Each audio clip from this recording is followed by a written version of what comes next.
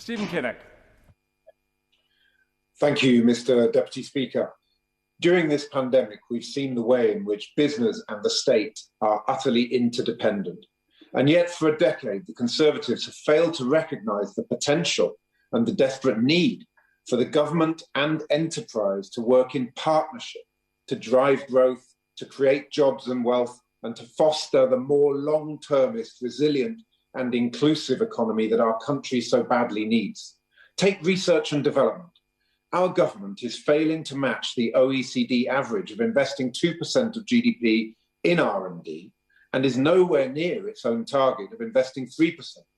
In relative terms, the governments of Germany and Japan invest twice as much in R&D, and in so doing, they unlock double the amount of private investment.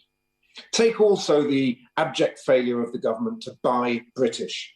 Consecutive governments have hidden disingenuously behind EU state aid and procurement rules, while other EU countries have got ahead. Today, the leader of the opposition rightly called on the UK government to buy more of the food it purchases from British farmers. And likewise, in my Aberavon constituency, we wonder why Whitehall departments are still buying millions of pounds of steel from other countries. Mr. Deputy Speaker, recently we've witnessed the result of a decade of Conservative failure.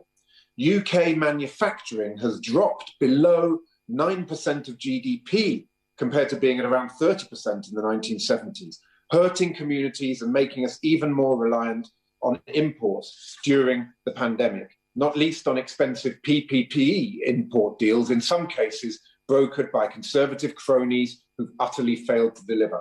Our economy's become less resilient and less secure, which has had an adverse effect on national security and health.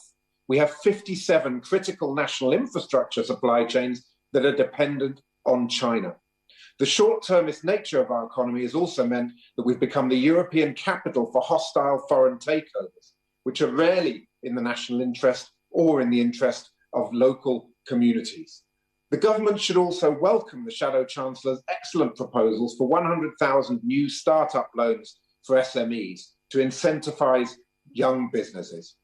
Mr. Deputy Speaker, we need to spread growth beyond London and the South East. We need to incentivise long-term investment in business and workers over a get-rich-quick mentality. And we must recognise the key role that trade unions play in driving up productivity.